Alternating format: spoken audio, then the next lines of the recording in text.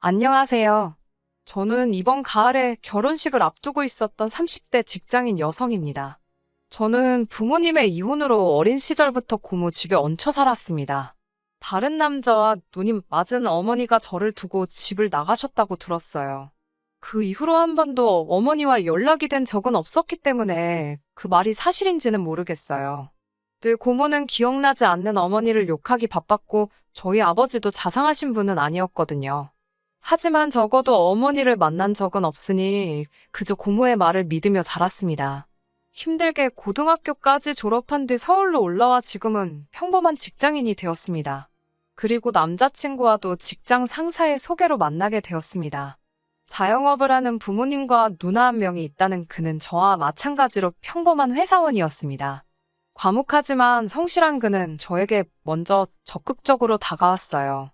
하지만 이전에도 제 어두운 가정사로 인해 사랑하는 사람과 헤어졌던 경험이 있었기에 바로 연애를 시작하지는 못했어요. 몇 번의 만남 이후 고민 끝에 저도 제 가정사를 남자친구에게 털어놓았습니다. 제 걱정과는 달리 남자친구는 제 가정사는 제 잘못이 아니니까 상관없다고 말하면서 크게 신경 쓰지 않는다고 하더라고요. 그 말에 얼마나 큰 위로를 받았는지 모릅니다. 그리고 그런 그와 언젠가 가정을 꾸리고 싶다는 생각을 하게 되었고요.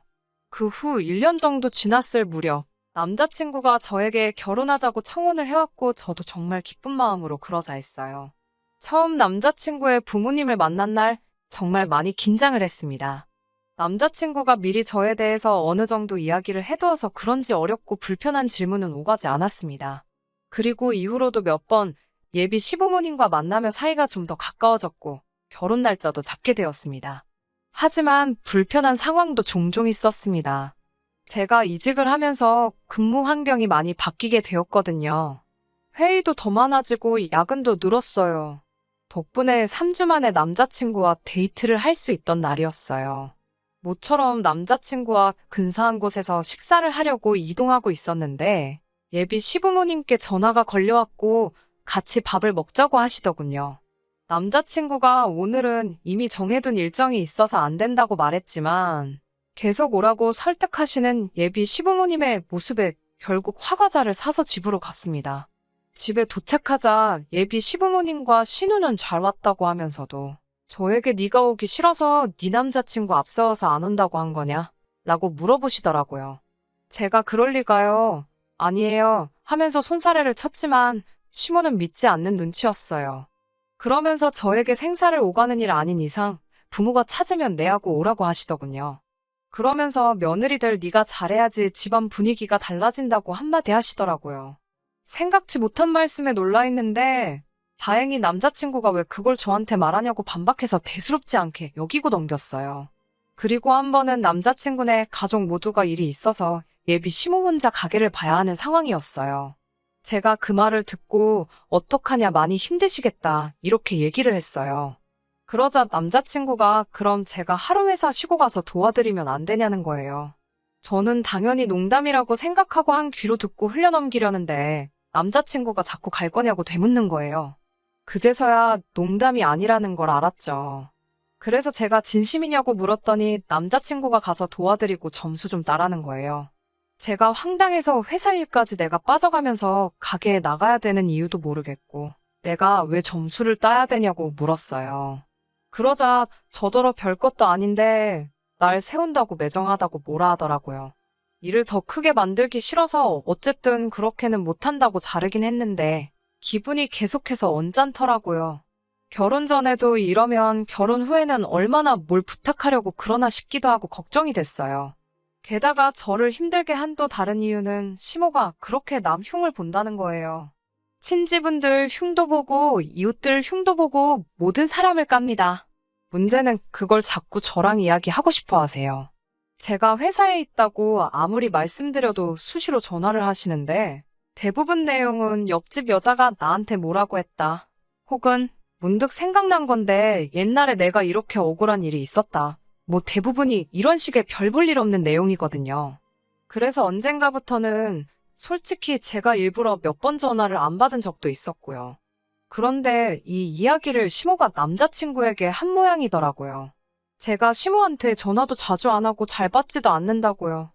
남자친구가 저에게 자기랑 누나는 성격이 살갑지가 못해서 어머니한테 달라붙어 다니지 못한다고, 그걸 제가 해줬으면 좋겠다고 하더라고요. 제가 밥 먹을 시간도 없을 만큼 회사 일이 바쁜데 그렇게 어머님 하소연 들어드릴 시간 없다고 딱 잘랐어요. 그러자 남자친구는 하루에 5분 일주일에 3-4번만 해주면 되는 건데 왜 해보지도 않고 안 된다고 하냐고 서운하다 하더라고요. 제가 남자친구에게 자기도 못하는 걸 나더러 대신 하라고 하는 건 불공평하다고 하니 저더러 며느리가 되면 딸이나 마찬가지인데 뭘 그렇게 따지냐고 화까지 내더라고요. 그러다 제가 결정적으로 파혼을 결심하게 된 계기가 있습니다. 그건 바로 돈 1,000만 원 때문이었습니다. 이직 한 회사에서 아이디어 공모전이 있었어요. 사내 행사답지 않게 큰 돈이 상금으로 걸려 있어서 며칠 밤을 새며 열심히 준비했는데 다행히 결과가 좋아 1등을 차지할 수 있었습니다. 휴가 3일과 상금 1,000만 원이 포상으로 주어졌고요. 처음에는 여행을 갈까 생각도 했지만 역시 결혼할 때 보태는 게 좋겠더라고요. 남자친구도 모아둔 돈이 많지 않았고 저 또한 여유 있는 상황은 아니었으니까요. 남자친구에게 이 소식을 알리니 남자친구도 무척 기뻐했습니다. 남자친구가 그 돈을 어떻게 쓸 거냐고 하길래 당연히 우리 결혼 자금으로 써야지라고 했어요. 그랬더니 남자친구가 기뻐하면서 그럼 그 돈으로 예비 시모랑 신우에게 작은 선물 하나씩 하면 어떻겠냐고 묻더라고요. 저는 이때만 해도 작은 선물이라서 화장품 정도를 생각하고 있었어요. 그래서 그것도 좋은 생각이다라고 했죠. 제가 이때 좀 더 정확히 물어보지 않은 게 화근이었어요. 며칠 뒤 예비 시모한테 전화가 왔어요. 지금 신우랑 백화점에 갔다가 저희 회사 쪽으로 가고 있으니까 잠깐 내려올 수 있겠냐고요. 점심시간을 이용해서 예비 시모와 신우를 회사 앞 카페에서 만났습니다. 둘 다 기분이 매우 좋아 보였어요. 시모가 저에게 백화점에 갔더니 너무 예쁜 게 많아서 고민이 되더라며 대화를 시작하더라고요. 제가 그래서 뭐 마음에 드는 거 사셨냐고 물었죠. 그랬더니 일단 골라만 왔다면서 어떠냐고 저에게 핸드폰에 있는 사진을 몇 개 보여주더라고요. 보니까 비싸기로 유명한 명품 브랜드 가방이었어요. 저는 정말 예쁘다고, 그런데 이것들 조금 비싸지 않냐고 물었어요.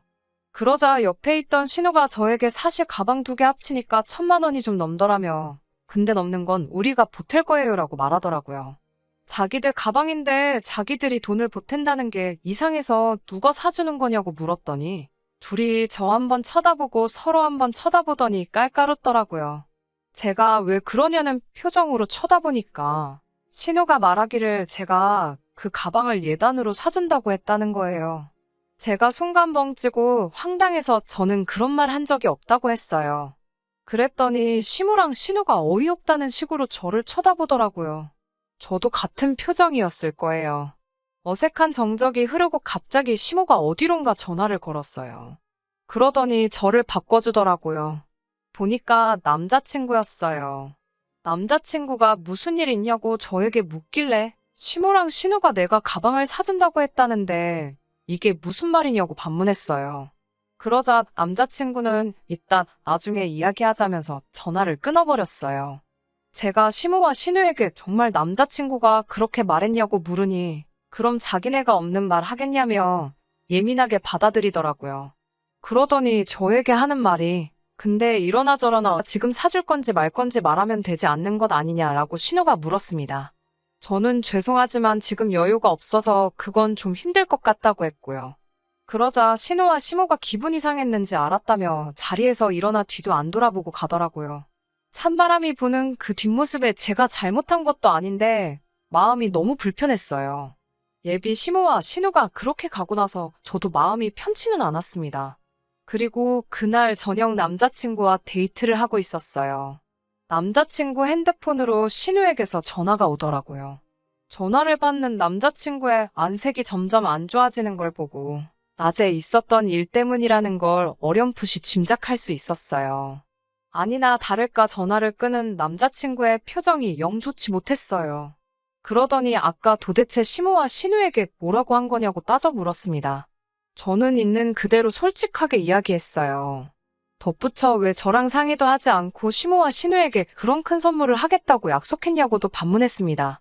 그러자 남자친구가 하는 말이 자기 집에서는 저를 친딸이나 마찬가지로 받아들이고 사랑할 마음이 되어 있다.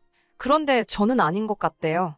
그게 무슨 소리냐고 다시 따져 물으니 하자 있는 제 사정을 이해해주는 고마운 가족들에게 그 정도 선물이 뭐가 어렵냐고 너무 야박하고 치사하더군요. 그제서야 깨달았습니다. 제 가정사를 두고 제 잘못이 아니라며 뭐 어쩔 수 있었냐고 말하던 건 다 거짓부렁이었다는 걸요. 제가 부모님이 안 계신 걸 이유로 저를 하자 있는 사람으로 생각하고 있었다는 걸 제가 눈치채지 못할 정도로 철저하게 숨겨왔다는 사실에 소름이 돋더군요. 사람 보는 눈이 없다고 할 정도로 눈치가 없지는 않았는데 말이죠. 단지 이 남자에게는 제가 부모가 없다는 이유 하나만으로 자기 부모에게 그리고 자기 형제에게 제 모든 걸 다 바칠 사람이라고 생각했던 것 같습니다. 저와의 결혼도 애초에 그럴 계획으로 저에게 접근했겠죠. 그리고 점점 이 결혼은 하면 안 되겠다는 생각도 들었고요. 결국 남자친구에게 그럼 우리 결혼 다시 생각해봐야 할 것 같다고 말했습니다. 남자친구는 그깟 1,000만 원 때문에 헤어지자고 하는 거냐며 저더러 다시 봤다고 실망이라고 하더라고요. 마지막 기회를 줘보고 싶은 생각 또한 없었지만 남자친구에게 한번 떠보듯이 물어봤어요. 너도 그 금액에 상응하는 만큼 내 고모에게 선물을 하라고요. 그럼 저도 그깟 1,000만 원 아까워하지 않고 신우와 시모에게 선물하도록 하겠다고요. 남자친구는 인상을 잔뜩 찌푸리며 부모님도 아닌 사람한테 뭐하러 그렇게 돈을 쓰냐고 하더라고요. 앞으로 저를 딸같이 여겨줄 자기 가족들한테 돈 1,000만 원 쓰는 게 아깝냐고 성질을 내더라고요. 아까우면 아깝다고 말하라나요. 남자친구한테는 웃으며 대답해줬어요. 그렇지 않다고 1,000만 원이 전혀 아깝지 않다고요. 제 말에 남자친구 얼굴이 환하게 바뀌더라고요. 제가 시간 끌 거 있냐고 뭐 사고 싶은지는 내가 봐서 안다고 백화점으로 당장 가자고 했습니다. 신우와 시모가 골라놓은 명품들을 들고 남자친구와 계산하러 향했습니다. 계산을 하기 직전에 남자친구에게 아직 상금이 입금이 안 돼서 들어오면 곧바로 계좌이체를 해준다고 말하고 남자친구의 카드로 일시불로 긁어버렸습니다. 포장하면서 어차피 드릴 건데 이런 게 뭐가 필요하냐고 택도 뜯어버리고 백화점 쓰레기통에 영수증과 함께 버려버렸어요. 남자친구 집에서 선물을 전달해드리니 두 사람도 입이 귀에 걸려있더라고요. 이럴 거면 아까 진작에 사주지 뭐하러 여러 사람 기분 나쁘게 그랬냐고 하더라고요. 참 끝까지도 좋은 구석이라고는 하나도 없는 사람들이었어요. 남자친구가 저를 대변이라도 해주듯 아직 상금이 입금이 안 돼가지고 그랬던 거라 제 편을 들어주더라고요. 그렇게 분위기가 그쪽 집안들만 신이 나서 화기애애한 가운데 제가 찬물을 확 끼얹어 버렸습니다. 이제 그만 헤어지자고요. 아까 전 나를 가족처럼 받아줄 사람들에게 1,000만 원 쓰는 게 아깝지 않냐고 물어봤지 않느냐고. 너는 이미 가족이니까 네 가족한테 1,000만 원 쓰는 거 전혀 아깝지 않을 테니 내 돈 가지고 네 가족들한테 잘할 생각하지 말고 네 가족들한테는 네 돈 써서 네가 잘하라고요. 이깟 1,000만 원 똥 차더라고 두 번 다시 엮이지 말라는 교훈값이다 생각하고 눈 꼭 감고 그 가방들 니네 가족들한테 내가 그냥 사줘보려고 생각도 해봤는데 너가 직접 번 돈 가지고 가족들한테 잘하라고 레슨해준 게 있으니까 그 값을 너가 치른 거라고 해줬습니다. 신우와 시모한테도 남한테 그런 비싼 거 받는 거보다 가족한테 받는 선물이 더 마음에 드시죠? 라고 말하고 그 자리를 뛰쳐나왔습니다. 어차피 결혼하면 공동재산이 되었을 것을 그 1,000만 원조차 지 가족한테 지 돈 쓰는 건 아쉬워서 내 돈 가지고 하려고 했다는 게 아직도 괘씸해서 생각만 하면 화가 나네요. 결국 남자친구와는 그날로 헤어졌습니다. 제가 1,000만 원이 아까워서 헤어진 게 아니에요. 남의 개인사를 가지고 약점이라고 생각하고 저를 휘두르려 하는 모습과 네 돈 내 돈 따지면서도 내 돈은 자기 가족한테 다 써야 하는 심보를 가진 사람하고는 가정을 이루어봤자라는 생각밖에 들지 않아요. 그래도 한때 결혼까지 약속했던 사이이다 보니 핸드폰에 저장된 번호로 사진으로나마 그 집 구석 소식을 볼 때가 있어요. 신우의 SNS에 들어가 보면 그 가방을 들고 찍은 사진이 하나도 없었어요. 평소에도 사소한 것까지 남들 보여주고 싶어 사진으로 전부 찍어 올릴 정도인 사람이거든요. 그런데도 사진 하나 안 올라오는 것 보면 아무래도 그 가방은 환불을 받은 것 같네요.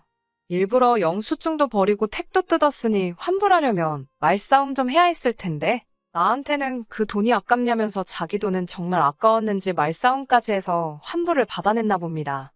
그런 거 보면 완전 후회가 없어요. 오히려 결혼 전에 자기들의 본 모습을 까발려줘서 고마울 따름이에요. 제가 그 상금을 타지 않았더라면 꼼짝없이 그 사람들 본성도 모른 채 그 집에 시집가서 어떤 대우를 받고 있을지 뻔하다 보니 오히려 안도의 한숨이 나오네요. 이 1,000만 원만큼은 제가 정말 필요한 곳에 저를 위해 쓰도록 해야겠습니다. 제가 준비한 사연은 여기까지입니다. 끝까지 들어주셔서 감사합니다. 오늘의 사연은 여기까지입니다. 구독과 좋아요, 알람 설정 부탁드리고 더 좋은 사연으로 다시 찾아뵙겠습니다. 감사합니다.